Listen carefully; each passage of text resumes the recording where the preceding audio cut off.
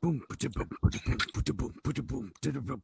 A side, B side, what side are you on? Hey, welcome back to another episode of A Side B Side Podcast. What's up, Adam? I am doing well. How are you, Brooke? I am feeling fabulous and like refreshed and revitalized, rejuvenated. Had a quick, and when I say quick, I do mean quick. Had a quick vacation. Uh, Went to the Caribbean, to the U.S. Virgin Islands for just a quick like weekend trip. And gosh, it was so beautiful. It's a good reminder that the world is really a big like we feel like it's so small because we get in our little towns and our little cities, our little areas, and we're just like, this is it, this is it, this is it. And then like when you travel, you get to remember there's an entire world out there. A lot bigger than your current, like what you was Your little bubble. your little bubble. That's what I'm going for. Thank you Yeah. for finding the words that my brain could not. Yeah, it's much bigger than your little bubble. So it was a good time. It's beautiful. I highly recommend it. You should go whenever you can go. You do have to have a negative COVID test. Vaccine wasn't really an issue. So whether you're vaccinated or not, that's up to you. But you do have to have a negative COVID test within 5 days of your travel. Even if you've got the vaccine? Even if you've got the vaccine. Cool. Wow. Mm-hmm. Nice. And they're very big on masks at the airport. Very strict. And on the island itself, islands, they're very strict. So if you are planning to go there, do plan to wear your mask. I mean, you are visiting someone else's country. It's like going to somebody's home and being like, and their rule is like, take your shoes off. And you're like, I'm not taking my shoes off. Look at me wearing my shoes. Yeah. Yeah. Take your shoes off. You're in somebody else's house. So you're in somebody else's country. Wear your mask. I remember when I was a kid, I visited a friend's house and we always took our shoes off at home. So I didn't even think anything about it. And I just walked to their house and took my shoes off. And like, no one said anything to me. But then my friend, like the next day was like, why do you take your shoes off all the time, man? It's really weird. I do that so too. It goes both ways. It goes both ways. You're like, know what the rules are. Right. I do that too, though, because I don't wear my shoes in my house. So like when I go to other people's house, I'm like, I don't take my shoes off. Oh, okay. It's weird. I feel like I'm like on, like I'm not in true relax mode until the shoes are off. Yeah. I agree with you. So I haven't really watched anything this week. I did just finish the latest Handmaid's Tale, and oh boy, it was a doozy of an episode. But I know Loki comes out soon. Yeah, next month, June 9th, I think. Oh, not far. So we're like less than a month out, which is pretty exciting. And they've done some more teaser stuff with some of the series, and they've done a bunch with Black Widow. They've got some new stuff out for that, and the new Venom 2, the Let There Be Carnage. Oh yeah, trailer came out this week, and I've been making up for you not watching anything by watching a ton of stuff over the last, which is really weird because I've worked this last week. I worked probably the most hours I've worked almost since like last July in 1 week. It's been beautiful up here. We've had the patio open. It's been like 50s, 60s, low 70s all the time, sun out. So I don't know where I'm getting all this extra time, but I binged an entire series in the last 3 days. Wow. I don't know if you've heard this new Netflix series called Shadow and Bone. Yeah. Is that good? I really enjoyed it. I was alternating Shadow and Bone and The Irregulars because they're two kind of similar but different. And then I just got hooked on Shadow and Bone and like binged the entire thing. And then last night I was like, it's only 8 episodes. So last night I was on episode 6 and I was like, okay, I'm just going to watch one. And then I ended up watching, 7 and 8. And I'm like, well, this happened because I've now binged an entire series in 3 days. So I really enjoyed it. I then went and started doing what I do with the black holes and started looking up information. And I bought one of the books on Amazon, and it's arriving tomorrow because it's based off of a book series, as many of these often are. And then I found out that the TV series is actually a combination of 2 different book series by the same author set in the same world. And the characters that I really like are in the other book series. So now I have more books to buy. Okay. So Yeah, but it's really good. It's a fun watch. It's got, a little bit of, Game of Thrones, Lord of the Rings, Harry Potter, that style to it. But there's also a lot more. It's definitely like, at first I thought it was going to be more like, Harry Potter, like young adult fiction. But it's intense. Gets pretty violent at some points. It deals with some very mature themes, and it's really well done. And evidently, it is like right now it has so many downloads on Netflix that they're calling it like a hit on the level of like Stranger Things. So, Oh wow. yeah. Okay. So we'll see if it gets to that point, because Stranger Things, like people who are like Stranger Things became so big that it bypassed genre. Like it wasn't. Yeah. It was like Harry Potter big. Like everybody knew what Stranger Things was, even if you weren't into it. Yeah. I'm not sure this one's going to make it quite to that, but it's definitely seems like they got a hit. Well, I'll have to give it a look-see.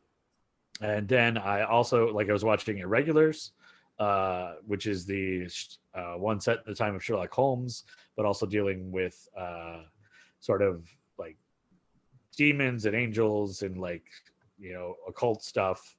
And then there's this other show. I don't know if you've seen the previews for it. I haven't watched it yet, but it's on HBO Max, called the Nevers. But it seems like a lot of these are like kind of all this old fantasy mystical, theme right now is really hot after, maybe it was Game of Thrones influenced or what, but it seems like there's a lot of options like that. I have heard of the Nevers. I haven't seen it. I thought you were going to talk about, there's something like the Mayor, Westworld Mayor or something like that. I thought that's the one you were going to mention, because I keep hearing about that one. Yeah, it could be. Definitely could be another one. It seems like, like I said, like every week there's some new series, which is great. I need that, because who needs sleep? Sleep's silly. Also, I discovered this week, which is probably like, I'm one of the few people on earth that is super excited about this level of data analysis, but you can go to your Netflix account and actually download your entire watch history into an Excel spreadsheet. And why would you do this? I know everyone else is saying that, but I'm super excited about it, because now I can go through and I can actually tell how many times I've watched various series all the way through. So I am in the process of taking the entire, so my history goes all the way back to 2008, and I can actually see how many different, and it's interesting because if they don't have they don't have rights to it anymore, the name of the episode is gone. So it's just like two dots. Oh wow. Like you see, okay, you watched this on September 8th of 2008, and my brain is like, oh, I kind of remember that. And then like it goes like it's like time travel for me. It's super exciting. Can you see it without downloading it, or you actually have to download it first? So you can see, like, it'll give you like your most recent stuff. Mm-hmm. If you just go to netflix.com/viewing activity and you're logged in, it'll give you like most recent like 20. Yeah, things. I've done that, but I wanted to know, could I do the whole thing without downloading it? But you have to download it. Well, you can hit show more, but then it only shows you like 20 at a time. Ah, okay. Yeah. Because I've been with Netflix since they were DVDs only. Yeah. So, and this shows, because like 2008, I was DVDs only too. So it's got like the DVDs that you requested. Wow. Yeah. That's why it's like, holy cow, this is, and then you can sort or short if you want, by rating as well. So you can see your highest rated stuff. I think I've been with Netflix since 2001. 2001, dang. Yeah, like they were brand new, just getting off the ground. Like my mom, I can remember my mom saying, "Are you sure it's not a scam?"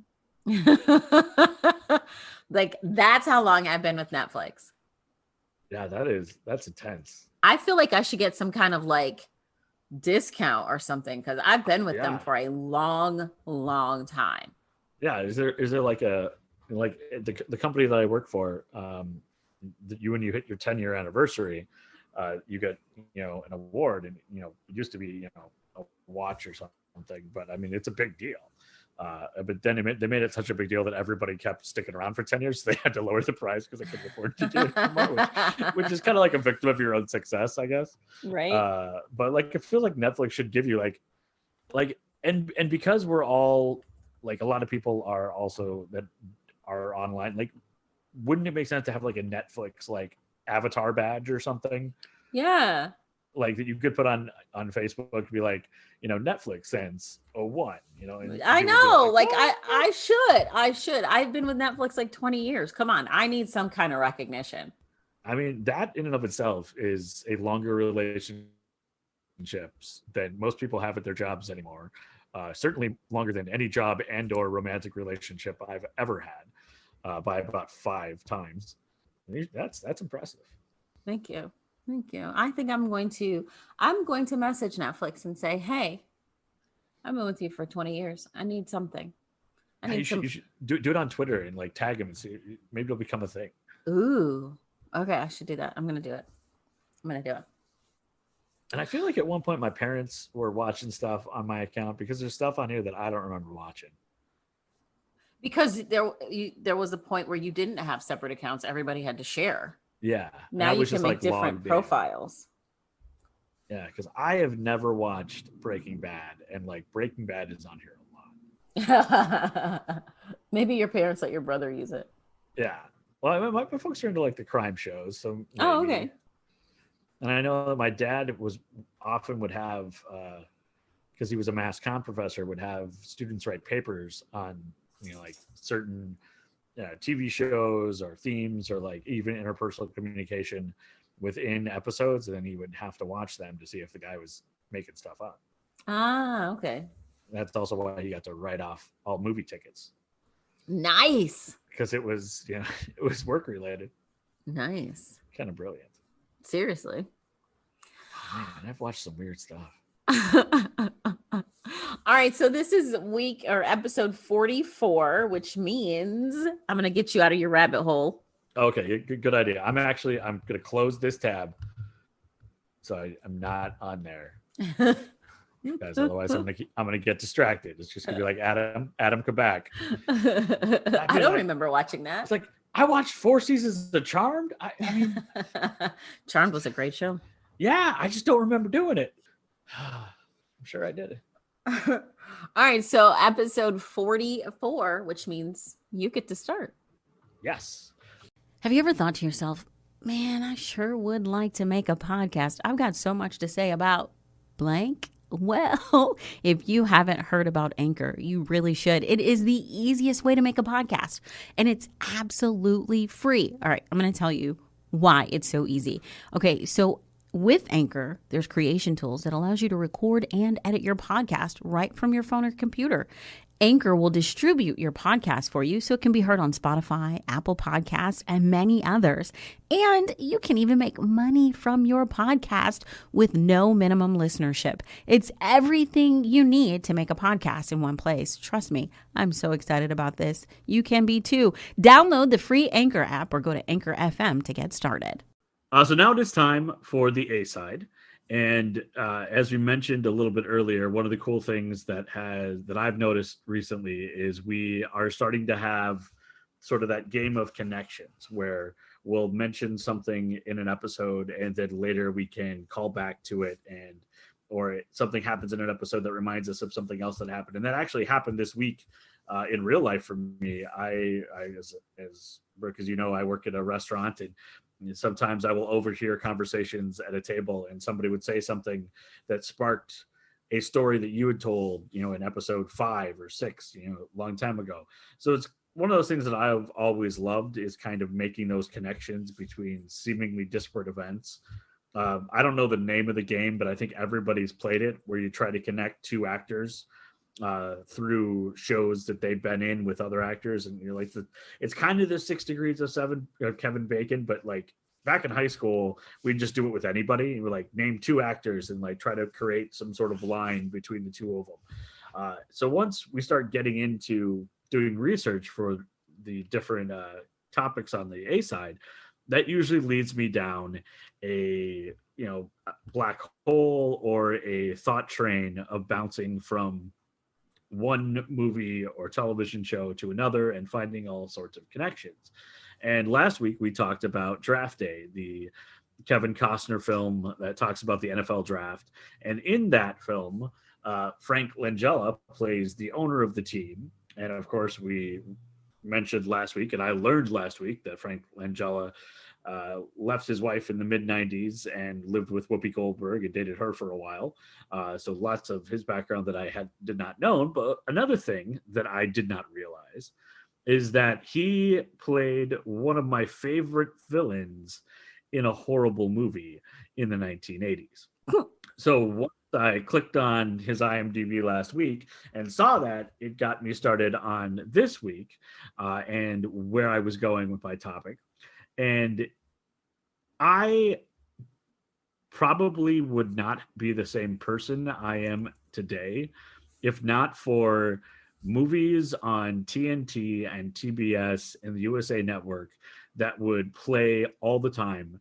So you'd end up flipping channels and you'd see this movie and you'd catch different parts of the movie at different times. So you wouldn't ever really get to watch the whole movie all the way through. You just catch it at different times. You like start, 5 minutes in, or the next time you're an hour in. And so you'd see some of the same scenes over and over, but it wasn't like you were watching the full movie. You're always just kind of jumping in. I mean, one of my favorite movies, for that is Open Range with Kevin Costner and William Duvall. And there is a great gun battle at the end of that movie. So if I'm, going along and I see the movie's on, I'm going to start watching it if it's any point before that great gun battle, because it's just a really climactic ending. And I've seen the last, 15 minutes of the show or the movie probably 100 times, and I've probably watched the whole thing all the way through maybe twice in my life. And one movie that I'm not sure that I have ever seen from opening credits to final credits straight through is the 1987 film, which starred Frank Langella as a over-the-top villain, called Masters of the Universe. Masters of the Universe is kind of a He-Man movie. It was loosely based off He-Man, but it always felt more like a sort of an offshoot of He-Man, because if you know the He-Man cartoons or the He-Man action figures, most of this it takes place on Eternia, this world out in space, is mystical land far away. And Masters of the Universe, the 1987 film starring Dolph Lundgren, most of the movie takes place in modern America in the 1980s in a USA town. So it didn't really fit with my understanding of He-Man. So I always saw it as sort of a, what if different style version, but I'd never really dug into it at all. But every time it came on, I would end up watching it over and over, pretty much simply because Skeletor, played by Frank Langella, was outstanding. And there was a very young Courtney Cox as the lead heroine, and another gentleman who I have always had a weird dislike for ever since I saw Star Trek Voyager, and he played Lieutenant Tom Paris, and his name is Robert Duncan Mcneil. He hasn't had a huge career, but for some inexplicable reason, I just I dislike him. So I think I hate watch the movie because he sort of plays a buffoon in Masters of the Universe. I don't go around punching people, but I think the characters that he plays are always people I want to punch. So it's it's like that mystical universe. If there were no consequences for punching people, you would punch Lieutenant Tom Paris. Absolutely. He's on this. So this guy just has one of those faces that irks me, which is so vain and not okay. But, I'm working through it. Anyway, most of Masters of the Universe takes place in modern America for one very simple reason: money. Masters of the Universe was promoted to the studio as sort of a Star Wars-like adventure. And they would have this, hero that comes from outer space, and they would be able to create this big blockbuster film. However, the guys that were promoting the movie and made the movie didn't actually have any money to make a blockbuster. The entire film, the budget was $17 million, and they cut costs everywhere they could. And one of the main things that they did to do that was set most of the movie in modern America. So they didn't have to build sets for Eternia or costumes or have a lot of expensive special effects, even though special effects were not great in the 80s. They hardly had any, and the ones they have are really bad. They actually cut out two major characters out of the He-Man universe for the movie. Of course, there is no Battle Cat, the giant green tiger with orange stripes in the saddle, the war beast that He-Man rides into battle. That's not in the movie at all. And they replace one character with a brand new character named Gwildor, who looks like he dropped right out of Willow, because the actor Billy Barty, who plays him, pretty much played a very similar character in Willow. And they drop him in as a way to save on money with costumes and not have any visual special effects as well. So the story comes, Dolph Lundgren, playing He-Man, gets kicked out of Eternia because Skeletor has taken over Castle Grayskull, and he gets sent to Earth, where then Skeletor sends people to come and get him. If that sounds a little familiar, this blonde superhero guy getting kicked out of his alien planet far away and ending up on Earth and partnering with some humans to try to get back to his alien world. It sounds a lot like E.T., but it's also pretty much the exact plot of Thor, the Marvel MCU movie that came out and started the whole Thor trilogy, which will now be 4 movies in just a few years with Love and Thunder. Mm-hmm. Dolph Lundgren is not nearly as charming as Chris Hemsworth. His script also doesn't give him a lot to work with. He actually pushed for more fighting scenes in the movie because he felt more comfortable fighting than talking. He was very concerned that his Swedish accent would make it hard for people to understand him. So his agent, within his contract, negotiated that he would be able to record his lines 3 different times, so he wouldn't be dubbed over. One of his biggest fears when he took the role is that, much like Arnold Schwarzenegger when he was younger, somebody would dub over his lines, and he felt that would be very embarrassing. So he negotiated into his contract that he got to 3 shots at recording everything. Turns out the studio was running out of money, and so they actually shut down filming 3 days before everything was filmed. And the directors had to beg to be able to film the final battle so they could actually finish the movie. But because of that, they just went with Dolph Lundgren's original recording of the lines because they couldn't afford to re-record them. So not only was the film starring Frank Langella as Skeletor, Dolph Lundgren as He-Man, Courtney Cox and Robert Duncan Mcneil as the American teenagers, but everybody's favorite high school principal from the 80s, James Tolkien, who was the principal from Back to the Future, plays a grizzled detective who helps the teenagers and He-Man and his compatriots get back to Eternia and fight off Skeletor. But the absolute gold star of the movie is Frank Langella as Skeletor. And he is often considered more of a serious actor. I mean, he was nominated for all sorts of awards for Frost Nixon as playing Richard Nixon. He has been in a lot more serious work since. But when people ask him about his role as Skeletor, most interviewers think this is going to be like, oh, this is something he doesn't want to talk about, or this is going to be embarrassing. It's like Ryan Reynolds when anybody asks him about Green Lantern, he pretends he wasn't in the movie. However, Frank Langella is super proud of the role. In fact, he says he was excited to do it because at the time his son was 4 years old and loved playing with his He-Man and Skeletor toys and was absolutely super excited that there was a movie coming out. Aww. So Frank Langella, yeah, I mean, what a great reason for being in a film, and I can totally see how it would still hold a special place in his heart. He also, much like some other great actors in bad sci-fi action movies like Raul Julia in Street Fighter or Max von Sydow in Flash Gordon, instead of just kind of mailing it in, they completely gave themselves to the role and went super over the top. Langella did a ton of ad-libbing in his lines for Skeletor and completely chews the scene.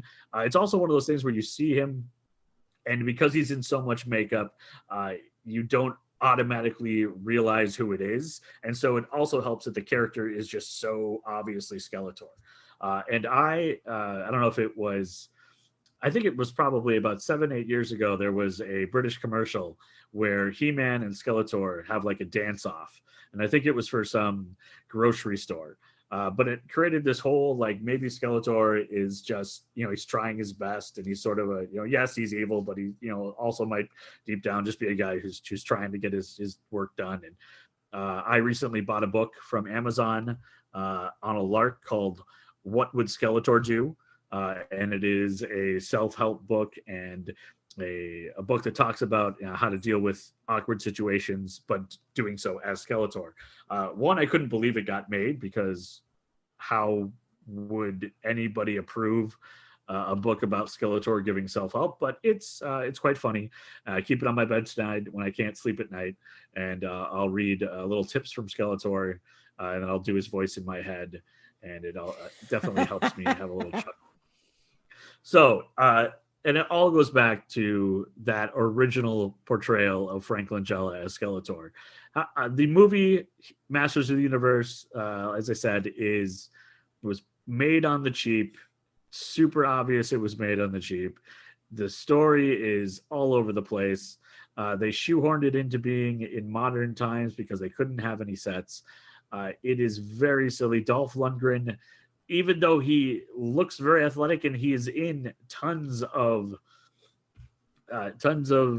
action movies later in his life, he doesn't look like he has any idea what he's doing with the sword. They completely cut out his alter ego, Prince Adam, and as a kid named Adam, that was also always something I loved from the cartoons and wanted to be in the movie, and it wasn't there.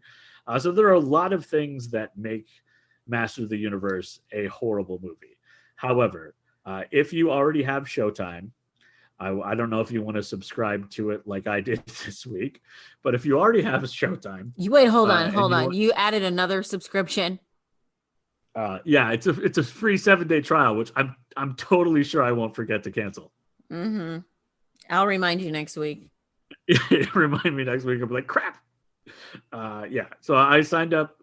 You through Hulu, you can add Showtime, and it's on Showtime. So I rewatched it. It is truly you should only watch it if you want to watch Skeletor having a great time, Frank Langella doing a great job, marvel at how young Courtney Cox is in the movie. Look for the moments when He-Man doesn't actually kill anyone in the entire film. That is one thing that I learned after reading it, that I watched it with this in mind, and you can tell the only things that he kills are robots. They made all these robots characters because the toy company wouldn't allow He-Man or any of the good guys to harm a human being or a living creature. So all of a sudden, Skeletor has robots. So He-Man and all of his guys have something to beat up because it's not a living creature. Not something that I'd ever noticed really before, but now when I rewatched it, I was like, holy cow. There are just like these random bots in there for the only purpose that he can destroy something. Frank Langella does a great job. The movie is eminently awful, but watching it for just his performance, if you've already got Showtime, is highly worth it. And of course, He-Man, like every 80s TV property or movie, they've been working on relaunching it over the last few years. They have, since about 2005, they have been talking about a new He-Man movie. It's another one of those that keeps getting delayed, and there's a new script here and another script there. Even the cartoon has had some starts and stops of relaunching. The newest iteration is coming from Kevin Smith and Netflix. Ooh. Which already has had really good success with She-Ra and the Princess of Power. And so he is writing a brand new cartoon called Masters of the Universe Revelation, which is actually going to treat the original cartoon as canon and pick up where, not pick up exactly where it left off, but pick up after that and reference things from it. And setting that up will be a 4-issue comic book that is coming out this summer that will set the stage for the new animated series. And most recently, they got another, oh, they actually got there was an actor linked to play He-Man who has left the film, and they also lost their supposed movie date, but the date for the release in 2023. But now Mattel, much like Marvel, has started its own movie studio and is taking control of its properties. So in the future, we should this movie, Hot Wheels movie. So we'll see if these things actually come to pass. I would think that if we get a He-Man movie, we're going to get a She-Ra movie, but who knows? All of these studios have started trying to, copy the Marvel, success over the last few years, and it doesn't always work out. It is interesting. I found a documentary on Netflix when I was looking for Masters of the Universe, which is not on Netflix, but there is a documentary called The Power of Grayskull, which actually goes all the way back to the beginning and the creation of the He-Man toy line. And it's a unique thing. Most toys, even today, most toys are inspired by something else, whether it's a book or a movie or a TV show or a cartoon. This one had the toys first, and then they kind of retconned a animated series in afterwards. And it all came down to the fact that Mattel started creating toys for the Arnold Schwarzenegger Conan movie because they bought the rights to it, only to find out that Conan was going to be R-rated and have violence and nudity, so probably shouldn't have toys designed for kids. So they had all the work started, and they kind of created their own thing. One neat connection is He-Man was the first action figure to come with a ton of accessories. You had some with like your G.I. Joes and one or two things in the past, but He-Man really went out of their way to have accessories and weapons and things. So each action figure came with a little kit within. That's sort of become the norm over time. But that was the first for, consistently doing it with toys that were specifically geared at the time towards boys. But they figured out that it worked because Barbie had been doing it for decades. And they finally decided to try it on the more traditional boys' toys, and it worked as well. So just yet another instance of women doing things before men that we should have probably picked up a lot sooner. So, yeah, obviously. So highly recommend the Power of Grayskull documentary on Netflix. And again, if you have Showtime already, go ahead and watch the Masters of the Universe starring Dolph Lundgren and, more importantly, Frank Langella and a very adorable Courtney Cox. All right. How much is the Showtime edition on Hulu? It's $10.99 if you forget to cancel after 7 days. If you've got Hulu, you just add it as an add-on. Okay. So I'm totally gonna forget. Yes, you are. Exciting. I did find out this week that I had been paying for a subscription service for 12 months at $19.99 a month. That was supposed to send me a record based off of my Spotify playlist each month that has never sent me anything. So there have already been a series of strongly worded emails to that group, but it took me 12 months to notice I was spending $20 a month for nothing. $20 a month for 12 months, and you never got one record? Yeah, nothing so far. And have you heard back from this company? They said they sent me emails, and I said I have received no emails. I keep everything, and so yeah, we're in negotiation. They said they will. They cannot refund me, but they could send me the records. And I'm like, well, that was kind of the point in the first place. Right. Give me my records. Yeah. Because one of the things that, and I'm going off tangent here, but one of the things that I've always used to love is when I was a kid, you'd hear a song on the radio, and then because there was no Spotify, you would go buy the CD and then inevitably find one or two other songs on that album that you never heard on the radio that you would connect with and love. And I feel like because I do everything with Spotify now, or YouTube Music or Amazon Music, everything's like these curated playlists. I never learned any of those deep cuts. And so I figured if somebody is sending me a record once a month based on my Spotify playlist, I'm going to start discovering those deep cuts that I have kind of missed out on. However, I cannot discover those if they don't send me records. Right. 100%. Agree with you. But also kind of on me for not noticing for 12 months. I agree with you on that as well, but send you the records. That's their job. Yeah, send me some records. So I'm gonna, like, all of a sudden I'm gonna get like 12 records. And then of course there is the classic Adam addendum to this. Gonna have to buy a record player.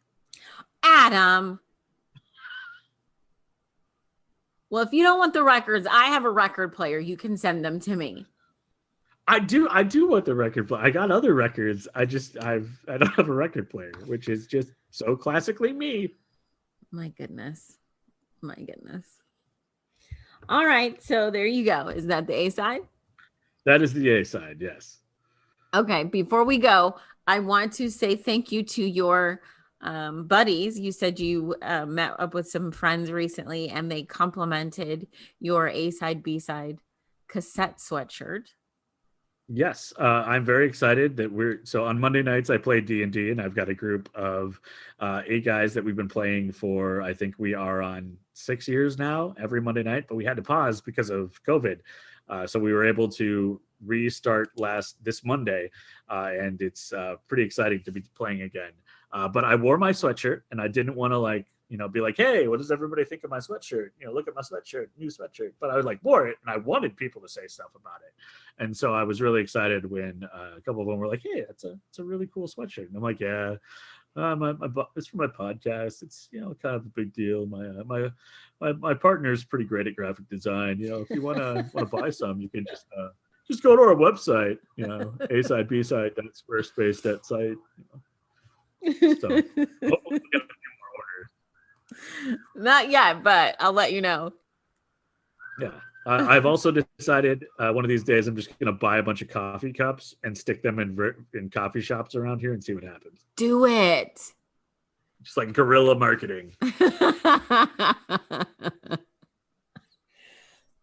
Oh, I mean, what little coffee shop's going to turn down a free coffee cup? Seriously.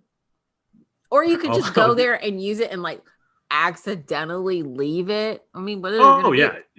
Yeah. No, I wasn't going to ask. I was just going to hide it amongst their dishes. That's great. Speaking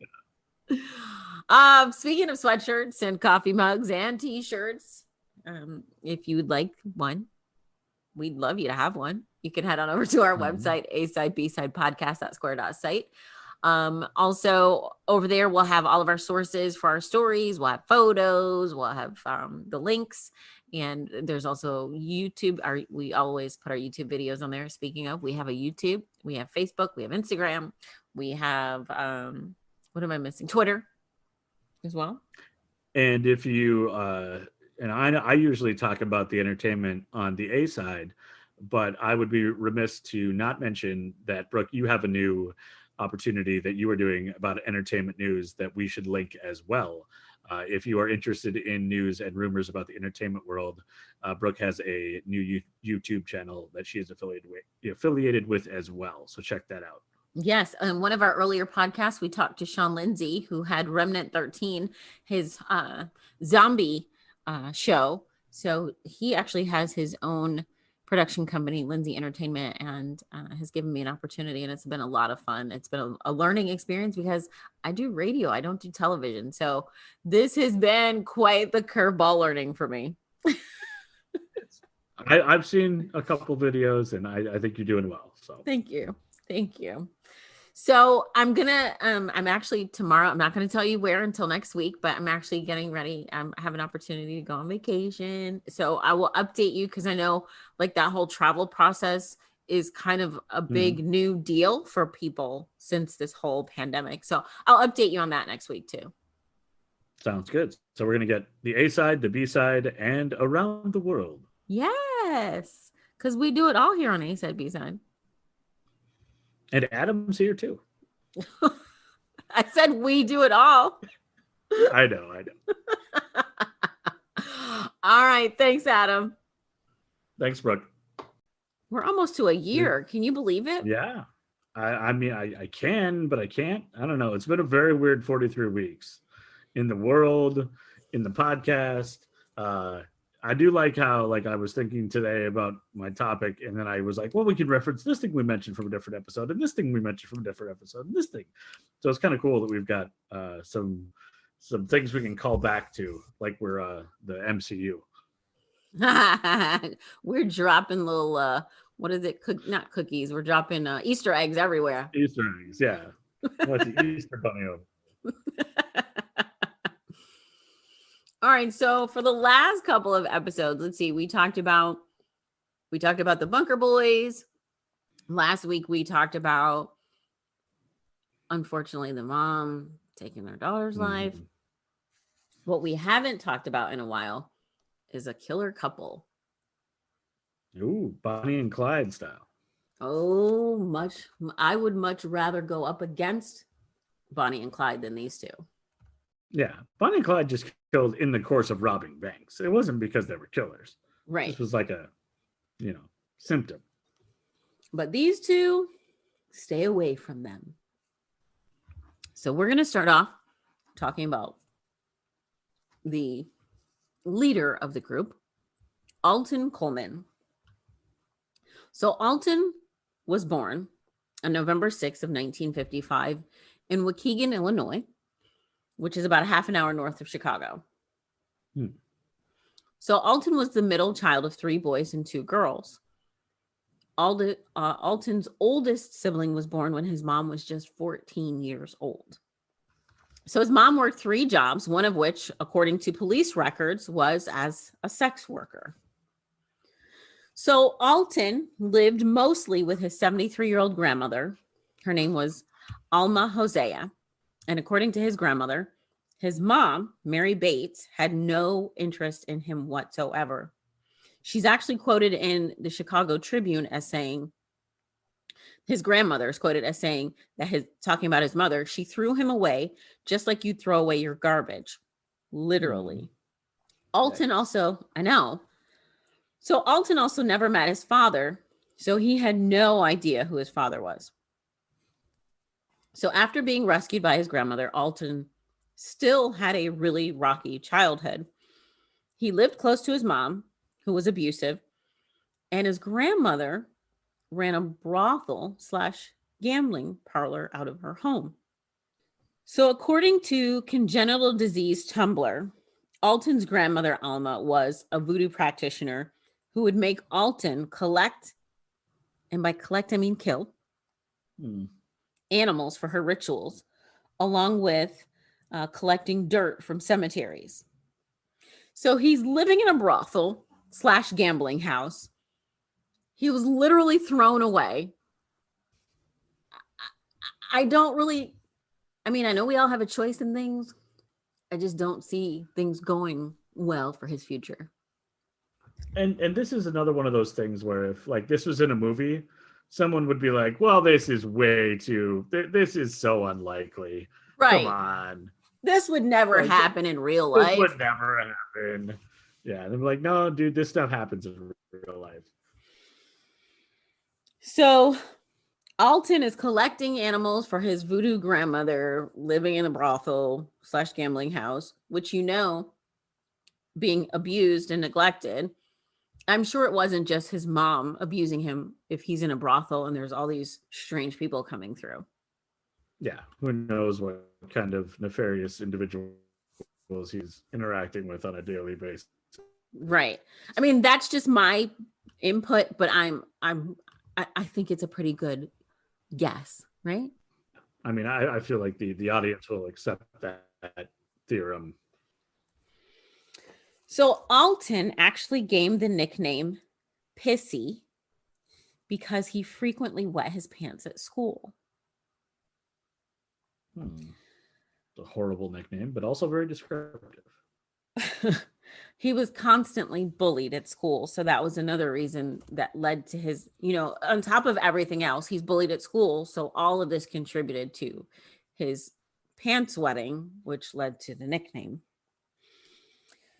So Alton drops out of school by middle school and quickly became well known to law enforcement. His first arrest was for breaking windows in a housing project. His new life as a troublemaker earned him a new nickname. So he put Pissy away and became Big Al. Big Al always carried a knife and had quite a quick temper. In 1973, Alton was charged with robbery, kidnapping, and the rape of an elderly woman in Waukegan.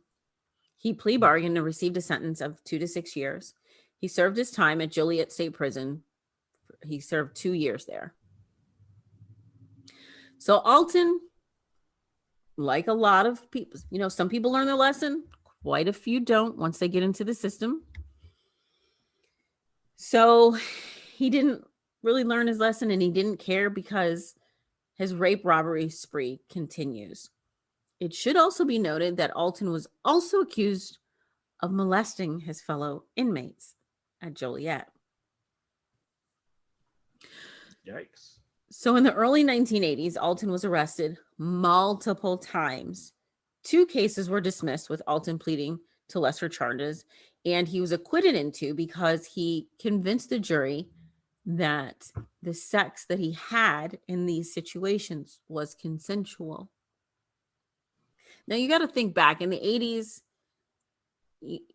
it's still really hard to have women come forward with rape because it's just not taken as seriously as it should be, but it is taken more seriously these days than it ever has been before. It was easy for a man to be like, that was my girl. We were in a relationship. And then people are like, okay. As if that couldn't happen within a relationship, which is true. Very true. Luckily, something we've, as a society, have at least grown past that naive assumption. Right. So the 1980s were a busy time for Alton. You see, first he married a young girl, but after 6 months, she left. Police in tow while she packed up her items. She said he was obsessed with bondage, young girls, and violent sex. She couldn't take it. In 1983, Alton was charged with taking liberties with his niece, a child, but the charges were dropped when her mother changed her story, claiming the accusations were false. I'm assuming there was no intimidation there whatsoever, right? Not at all. That's hard to believe. I'm sure it was just oops, I said the wrong thing. Right, yeah. So soon after this, Alton was out on parole, skipped bail with his new 21-year-old girlfriend, Deborah. Deborah was one of 11 children and a high school dropout, and she was considered borderline intellectually disabled. She suffered a head trauma as a child and was diagnosed with dependent personality disorder, making her ripe pickings for Alton. The couple fled Waukegan and ended up in Gary, Indiana. So Alton had become friends with a woman named Juanita Wheat, and on May 29th of 1984, he abducted her daughter, Vernita. So Vernita actually had permission to go with Deborah and Alton to retrieve a stereo for Juanita. They took Vernita to Illinois. Vernita's badly decomposed body was discovered less than a month later on June 19th in an abandoned building 4 blocks from Alton's grandmother's apartment.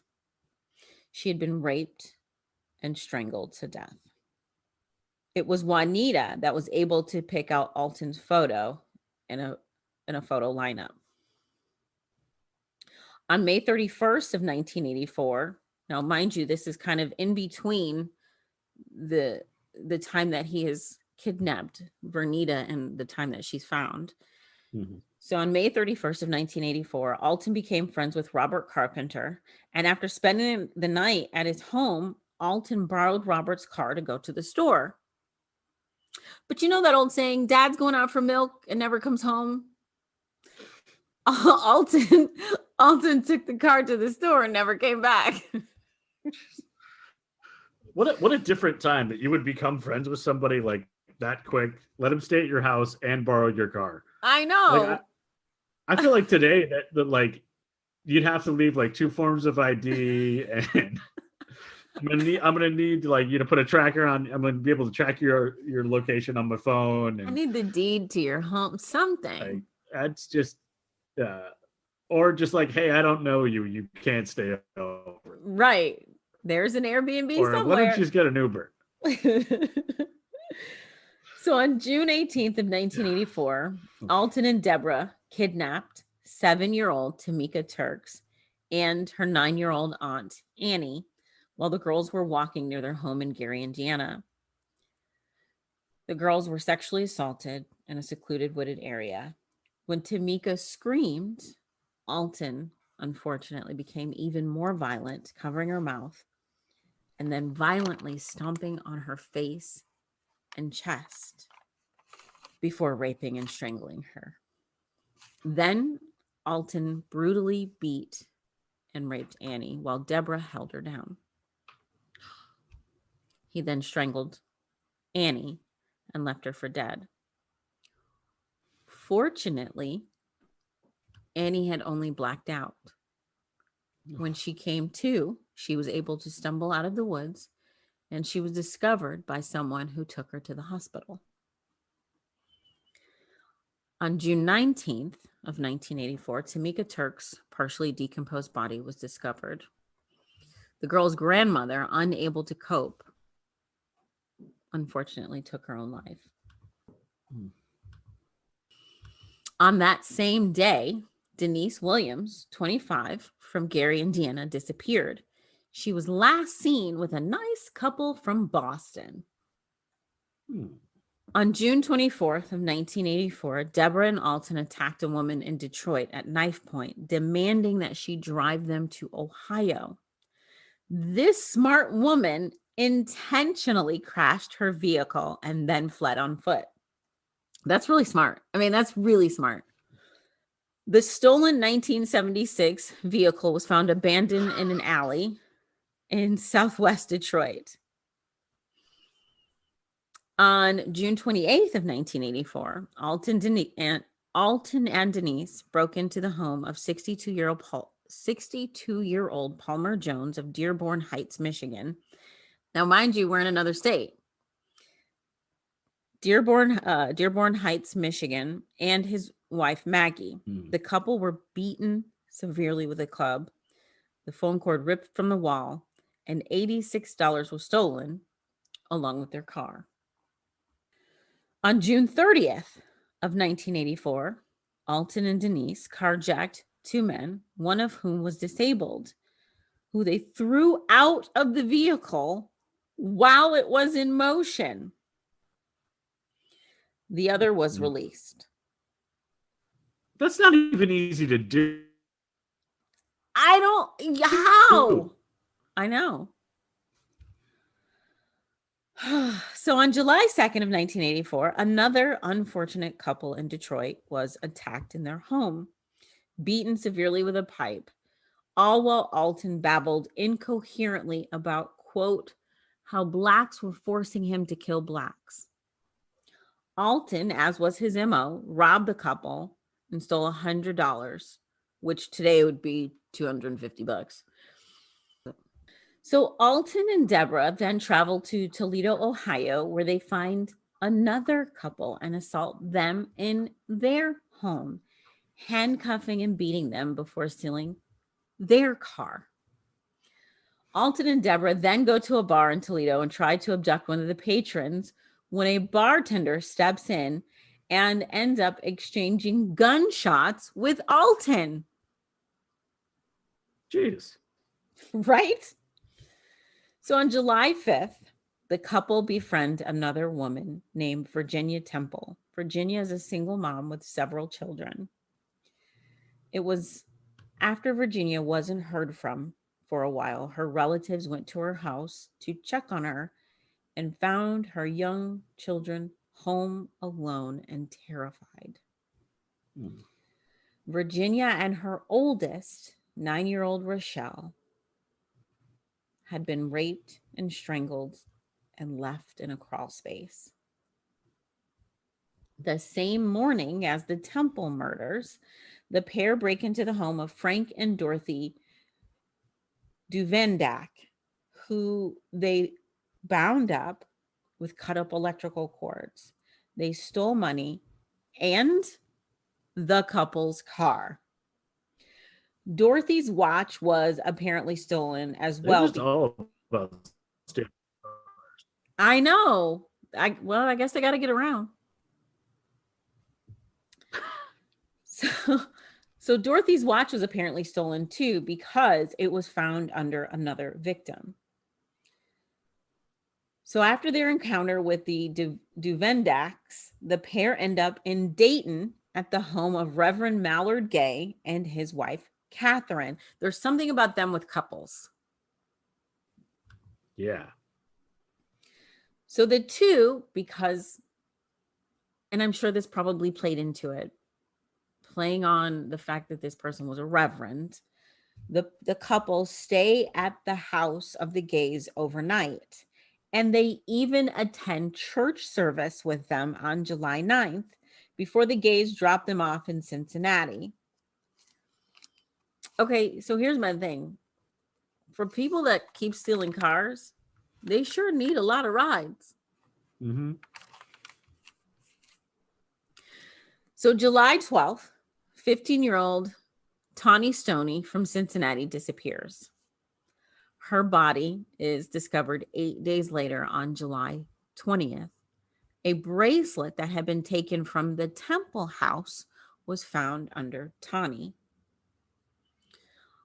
Also on July 12th, the FBI add Alton to its 10 most wanted list as a special edition. He's number 11. Alton was only the 10th person since the list's inception in 1950 to receive such a prestigious honor. So just before Tawny went missing, the body of Donna Williams was discovered, and she had been strangled with a pair of pantyhose. So around July 14th, the pair bicycle, because like I said, how do they steal so many cars and still need rides? And you know that bicycle was stolen. You know it was. Some poor little kid, they knocked him off the bike. So the pair bicycle to Norwood, Ohio, and end up at the home of Marlene and Henry Walters under the pretense of inquiring about a camper that was in Walters' yard. So Henry goes to find the title for the camper, and Marlene goes to get the pair some lemonade, being a sweet hostess. Alton follows Marlene, hits her with a wooden candlestick to disable her. He then rapes and beats her to death. When Harry returns, he's also beaten, but unbeknownst to Alton, he will survive. Unfortunately, he does have brain damage, but he will be able to, spoiler alert, testify later. Thank goodness. So Alton and Deborah stole money, jewelry, shoes, and the Walters Red Plymouth Reliant. They also, wait, get this. They also steal 2 bicycles, clothing, and shoes that did not belong to the Walters, were found in their home. Marlene is the first white murder victim of the pair. On July 16th, the Plymouth was found abandoned in Kentucky. If you've been keeping track, we are now up to 6 states. We started in Wisconsin, moved to Illinois, then to Indiana, to Michigan, Ohio, and now Kentucky. The pair kidnapped Lexington poli-sci professor Oline Carmichael Jr. Poor Oline was walking to his car when they abducted him and drove back to Ohio with him in the trunk. On July 17th, they abandoned the vehicle and Oline in Dayton. Oline, fortunately, was found and rescued by authorities. Alton and Deborah then returned to the home of Reverend and Mrs. Gay. And do you think they thanked them for their hospitality? Probably not. No. They beat them. Reverend Gay asks Alton, "Why do you want to do us like this?" To which Alton replied, "I'm not going to kill you, but we generally kill them where we go." The pair then steals the couple's station wagon and heads to Evanston, Illinois. Along the way, they switch cars and they steal one in Indianapolis, killing the car's owner, Eugene Scott. Poor Eugene.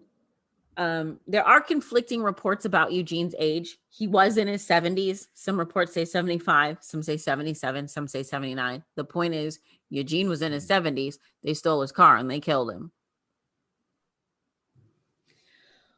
Poor Eugene was actually found in a ditch in Zionville. His hands had been slashed with a knife and he'd been shot 4 times in the head with a .38 caliber handgun. So this is like the first time they've escalated their weapons. Mm-hmm. So on July 19th, the decomposing, partially nude body of Tawny Story was found. That poor sweet child had been raped, and Tawny had also been shot in the head twice. So now authorities have an idea of who is committing these crimes. And Alton's grandmother, who is in Waukegan, issues a taped appeal. "Alton, please," I'm quoting, "Alton, please, in Jesus Christ's name, for God's sake, give yourself up so you can go and get well. Please, you're killing me. I'm worried to death." On July 20th, while in Evanston, the pair were walking down the street when a car driven by someone from Alton's child neighborhood happened to pass them and recognized them. The man immediately pulls into a gas station because there weren't cell phones back in the 80s, kids. Right. And calls the police, informing them that the couple was in town. So the police then discover, through some investigation, that the couple was at a nearby park watching a basketball game. Nothing like a good old pickup game of, basketball to distract you, from all the killing. Do you think he was waiting? You need some downtime. Right. Do you think he was waiting to be like, "Come on, man, I'm a killer" on the court? Okay, I'm sorry. That was bad. I'm so sorry. I'm so sorry. I'm sorry. The police come upon them in the park. The pair are arrested and taken into custody without a fight. A .38 caliber snub-nose revolver was found on Deborah. 2 blood-stained knives were also found on the couple. They also found a shopping bag full of T-shirts and caps. They had changed caps and T-shirts every 3 to 4 blocks as they walked, so they wouldn't be recognized. They were taken. It's a bit overkill, don't you think? And it didn't even work. Fortunately, it didn't work. So the pair's taken to the Evanston police station, where they were ID'd by their fingerprints. Finally, their 7-week reign of terror ends. So authorities suspected the couple of at least 8 murders over 6 states, numerous abductions, sexual assaults, beatings, and thefts, which include local and federal offenses. Ohio was first at bat after a meeting involving all the states, all 6 states. All 6 states got together and had a meeting to decide who was going to get to them first. Do you know how terrible you have to be to get 6 different states to be like, "No, I'm first"? No. Okay, rock, paper, scissors. Come on. And the fact that they came to an agreement when, how often do states agree on anything, let alone crimes this big? Like, everybody wants to be the first one to get him. Right. So I don't know if they drew straws or, like I said, rock, paper, scissors. I don't know how it was decided, but Ohio wins and they're first up at bat. Michigan was ruled out because they didn't use capital punishment. They didn't have capital punishment in Michigan. So they were like, no, you're out, Michigan. Get out of here. Ohio has much harsher punishments. So U.S. Attorney Dan K. Webb said, quote, "We are convinced that the prosecution can move quickly and most likely result in the swiftest imposition of the death penalty against Alton Coleman and Deborah Brown. Before the trials begin, the couple signed documents entering into a common law marriage." So now they are Mr. and Mrs. Coleman. Mm-hmm. So Ohio convicts Alton and Deborah for the rape and murder of Tawny Story in Cincinnati and Marlene Walters in Norwood, but unfortunately not for the rape and murders of Virginia and Rochelle Temple in Toledo. The pair, as a result, were sentenced to death in Ohio. The couple was also sentenced to death in Indiana for the murder of Tamika Turks, and Alton Coleman also received a death sentence in Illinois for the murder of Vernita Wheat. Alton became the first person to ever receive the death sentence in 3 different states. Damn. I guess if he wanted notoriety, he got it. Not the good kind, though. Yeah. Not an award you want to win. No. So Alton's case went to the U.S. Supreme Court several times between 1985 and 2002, arguing that his conviction and sentence were unconstitutional. The judges did not agree. Alton's sentence relating to the Tawny Story case was overturned in a separate hearing. His death sentence in relation to Marlene Walters was upheld. In addition to those sentences, he also received 20 years for transporting Oline Carmichael Jr. across a state line. During Deborah's sentencing phase in Ohio, she passed a note to the judge that said, quote, "I killed the bitch and I don't give a damn. I had a lot of fun out of it." She took full responsibility for the death of Marlene Walters. Despite her confession, Alton still received the death penalty. It was an ongoing fight for 18 years, but despite this, Alton was still scheduled for execution, which did take place on April 26th of 2002. For his last meal, he ordered a well-done filet mignon smothered with mushrooms, fried chicken breasts, a salad with French dressing, a sweet potato pie topped with whipped cream, French fries, collard greens, onion rings, cornbread, broccoli with melted cheese, biscuits and gravy, butter pecan ice cream, and a cherry Coke. Or butter pecan ice cream. Oh, yeah. Just to wash it all down. The prison didn't actually have the filet. All of the other food came from the prison kitchen except the filet and the ice cream. On April 26th. Yeah, and then well done filet. Who gets a well done filet? Who gets a well done filet mignon? That's just add that to his crimes. So on April 26th, repeating the Lord's Prayer, "The Lord is my shepherd," Alton Coleman was executed by lethal injection at the Southern Ohio Correctional Facility in Lucasville. Due to how many victims and families that came, the prison had to set up a viewing venue outside of the prison to watch over closed circuit television. Reginald Wilkins, who's the director of the Ohio Department of Rehabilitation and Correction, said that Alton did not directly express remorse for the deaths, but admitted to what he's done in his own convoluted way. That's a quote. Alton is buried at the Warren Cemetery in Lake County, Illinois. Deborah, who was sentenced to death, had her sentence commuted to life by Governor Richard Celeste in 1991.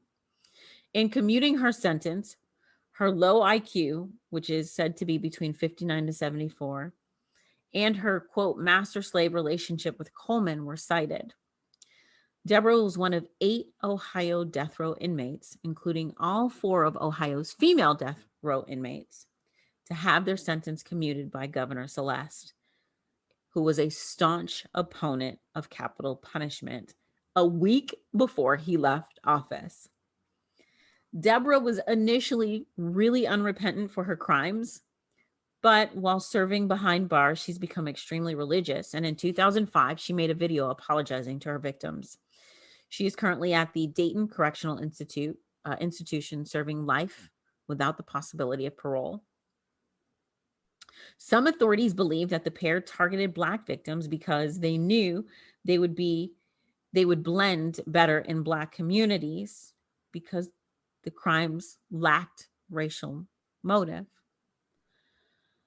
John E. Douglas, a retired FBI profiler, if you know anything about FBI profiling, that name is so familiar to you. He wrote The Anatomy of Motive, and he writes that Coleman, in the middle of a vicious sexual assault, went into practically an incoherent tirade about how Blacks were forcing him to rape and murder other Blacks, as if that could somehow explain and justify his actions. That was his quote.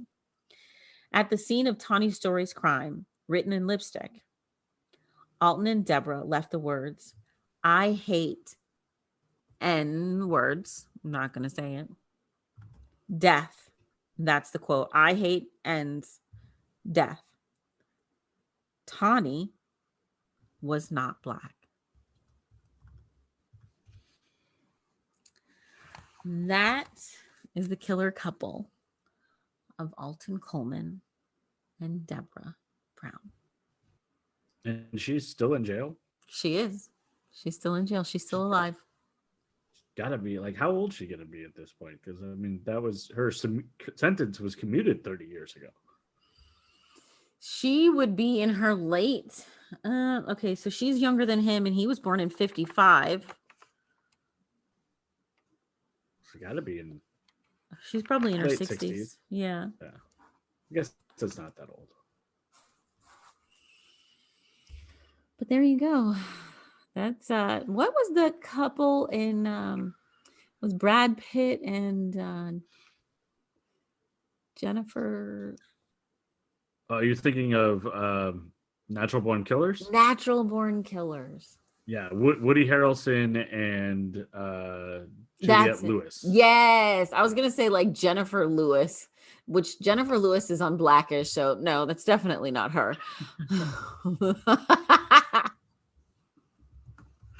That one was an intense film. Yeah, it was. This kind of gave me those vibes though, because they just were like, "Woo, let's just go kill." Yeah, without no remorse, and just like, it's hard to say it's a spree when it takes 7 weeks. Yeah. But fortunately they were found. I just, the fact that they had like a shopping bag with different caps and t-shirts and like every 3 to 4 blocks, they're like, "All right, time to change. Yeah. I feel like that would be more suspicious. Like changing clothes that many times. Like, I don't know. Leaving especially, a trail. Like you're almost like cartoon leaving a trail of clothes. Well, I mean, I think they were like putting them back in the bag, but like, let's say it's a smaller town and then you drive back and forth and you're like, "I just saw that couple, but they were wearing something different." It's the same couple.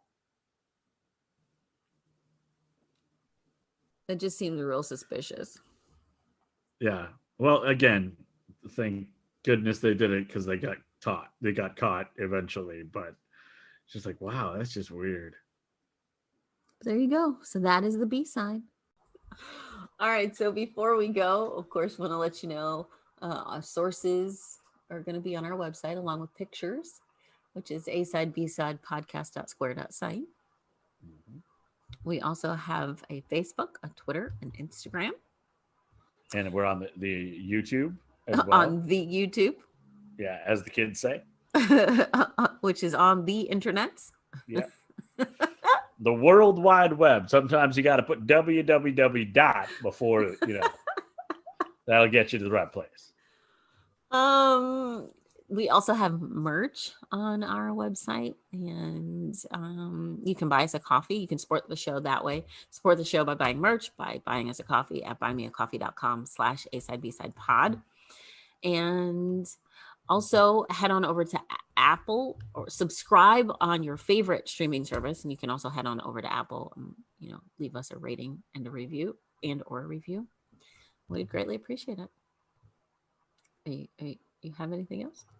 No, I'm good. I thought you did a really good job. I didn't want to ruin it by talking. New sounder. All right, there you go. That's another episode of A-Side B-Side Podcast. Thanks, Adam. Thanks, Brooke.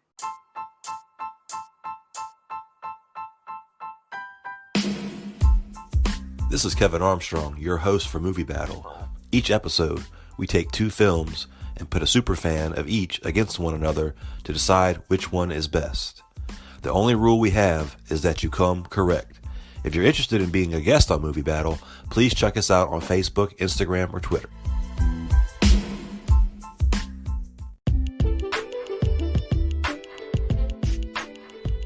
As always, thank you for listening to A-Side B-Side Podcast. If you enjoy the show, please, if you don't mind, head on over to Apple and leave us a rating or a review.